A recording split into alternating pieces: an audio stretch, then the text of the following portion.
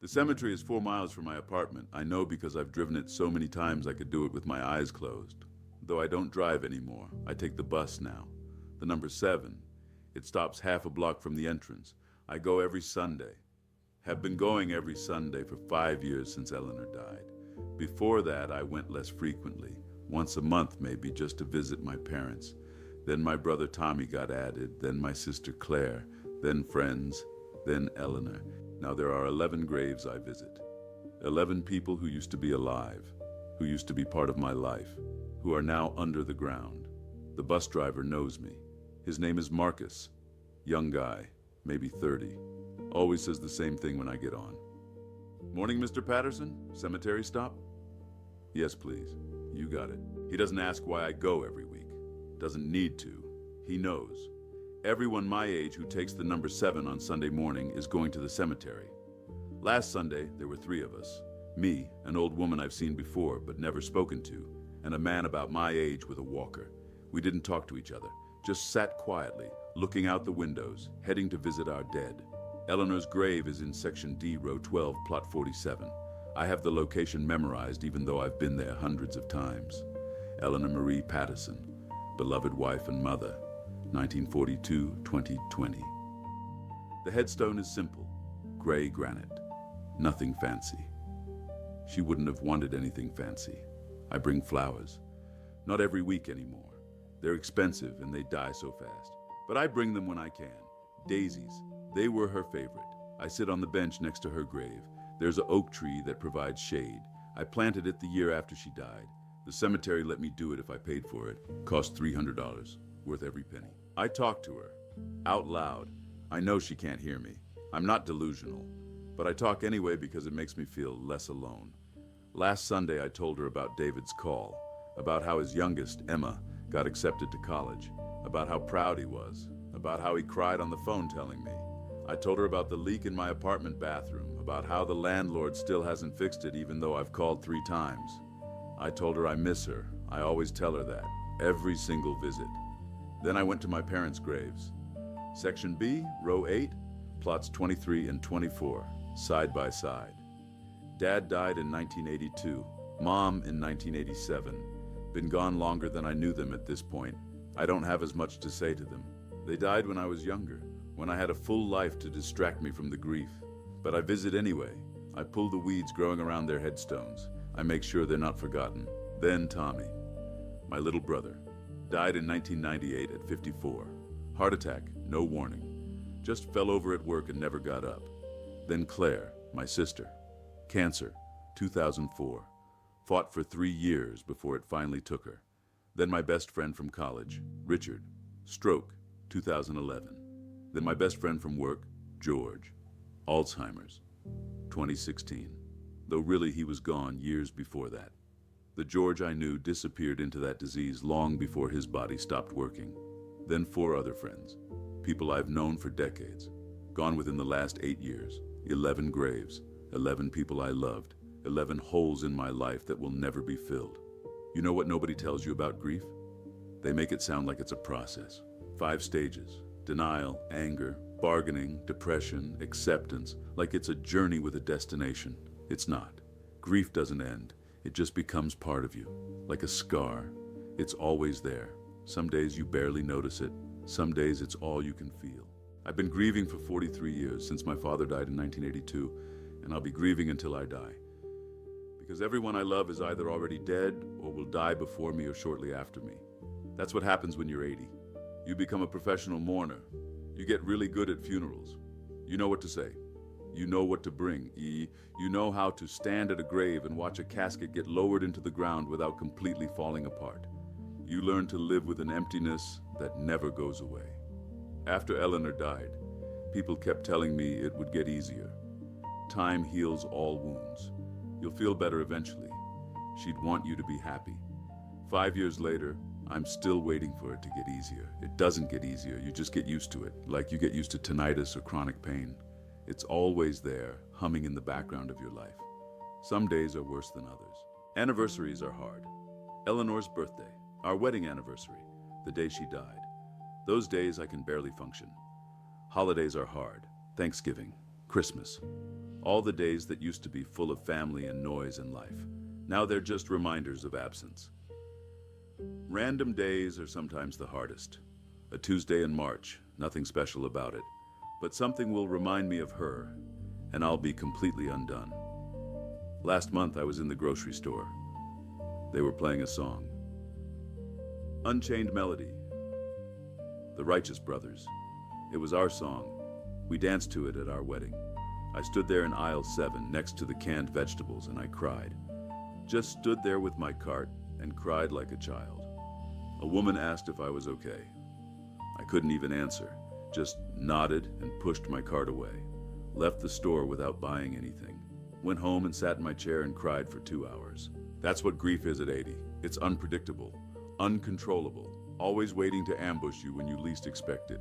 People stopped calling after the first year. After Eleanor died, my phone rang constantly. People checking in, bringing food, offering help. Then the calls became less frequent, once a week, once a month. Then they stopped almost entirely. Not because people stopped caring, because they went back to their lives, because grief has an expiration date for everyone except the person experiencing it. After a year, you're supposed to be over it. Back to normal, moving on. But there is no moving on. There's no over it. There's just learning to live in a world where the person you loved most is gone. I have dreams about Eleanor. Not every night, but often enough. In the dreams, she's alive. We're young again. Or sometimes we're the age we were when she died.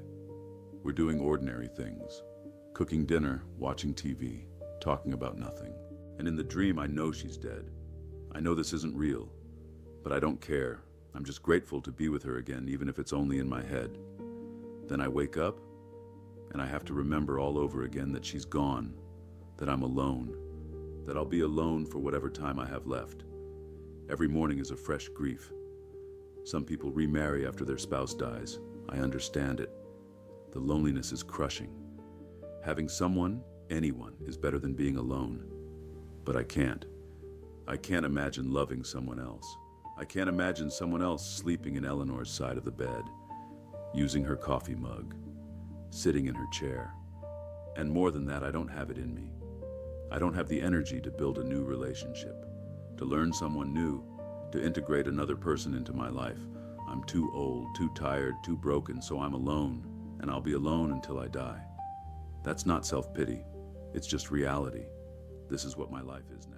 People ask me if I'm lonely. My kids ask, my neighbors ask, the social worker who visits once a month asks. Of course I'm lonely. Profoundly, agonizingly lonely. But here's something I've learned. There's a difference between being alone and being lonely. I'm alone most of the time, that's just fact. I live by myself, I eat by myself, I spend my days by myself.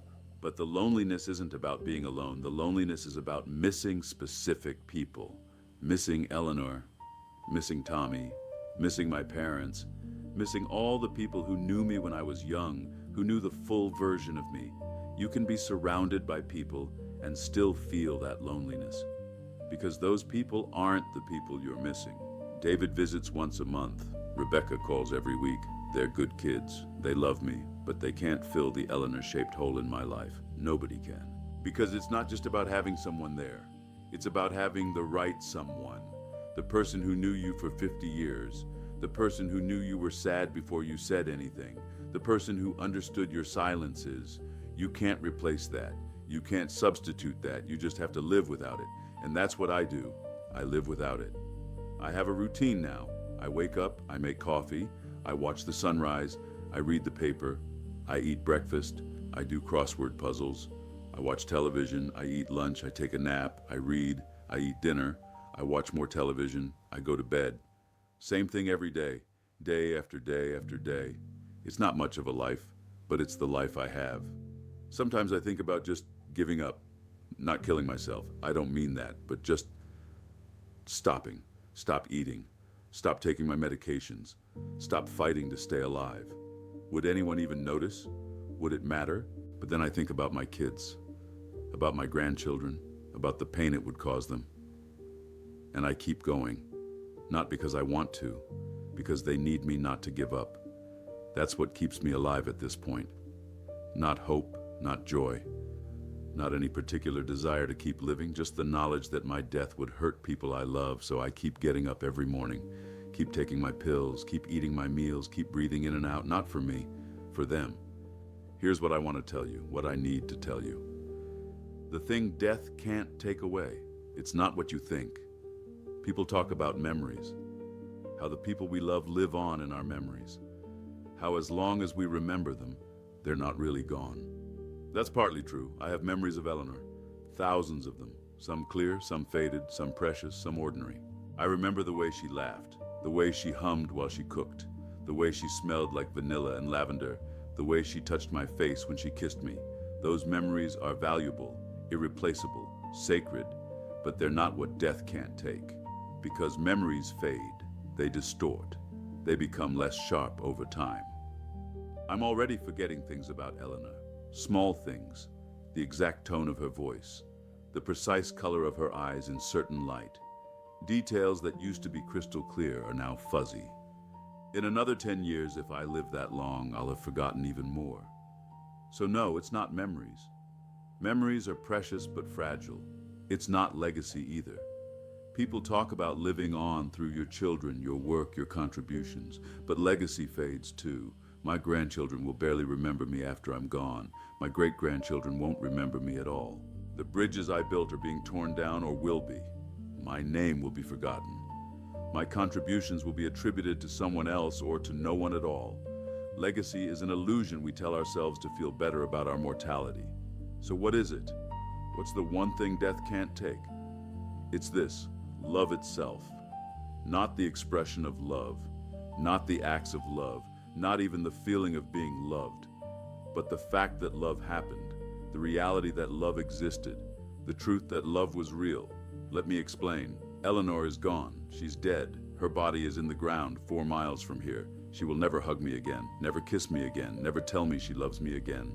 Death took all of that, but it can't take the fact that she did love me. For 52 years, she loved me, that love was real, it existed, it happened, and nothing, not even death, can make it unhappen. The universe contains the fact of Eleanor's love for me. That fact is woven into the fabric of reality. It's part of what happened, part of what was true. You can't erase truth. You can forget it. You can ignore it. But you can't make it not true. Eleanor loved me. That's a fact. An unchangeable fact. A permanent fact. Death can take her body. Death can take her voice. Death can take her presence.